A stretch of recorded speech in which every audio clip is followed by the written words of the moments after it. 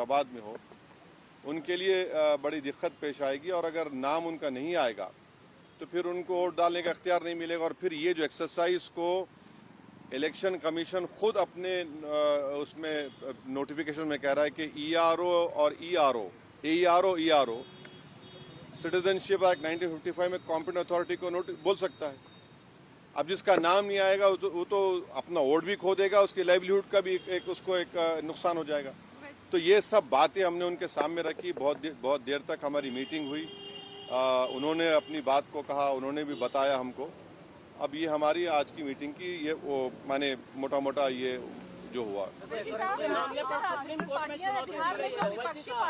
एक के बाद एक पहले मैडम को। विपक्षी पार्टियां जो दूसरी है वो सुप्रीम कोर्ट पहुंच गई है इसी मुद्दे को लेकर।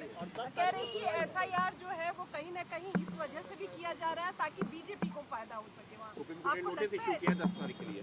अब हमारी पार्टी में भी हम बैठ के बात करेंगे और इस पर क्या फैसला लेंगे। मगर हमारा एक ही है कि आप इतने कम टाइम में एक्सरसाइज कैसे कर पाएंगे। बहुत टाइम कम है। एसआईआर में भाई जो लोग जो अपना एड्रेस चेंज कर लिए उनको क्यों आप पूछ रहे हैं बर्थ सर्टिफिकेट। माइग्रेशन होता है, अब क्या करेंगे वो लोग। मैं हैदराबाद में बैठा हूँ, तेलंगाना के मुख्तलिफ गाँव से हर मेरे ऑफिस को कभी 10 लोग कभी 20 लोग बिहार के आते हैं कि हम यहाँ पर लेबर हैं, बताओ हम क्या करना चाहिए।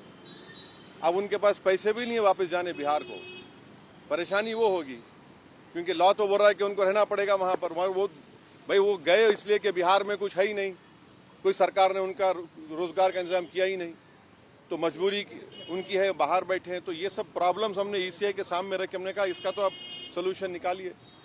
चुनाव आयोग ने क्या भरोसा दिया आपको? काफी अब चुनाव आयोग खुद बोलेगा, मैं क्यों बोलूंगा चुनाव आयोग की तरफ से, क्योंकि वो तो अंदर से आप आश्वस्त नहीं आश्वस्त सवाल नहीं। देखिए हमने ये सब जो बातें आपके सामने रखी हैं, जो पॉइंट्स हमने सामने रखी हैं, उनके सामने जाके बोला हमने कि ये प्रैक्टिकल डिफिकल्टीज हैं।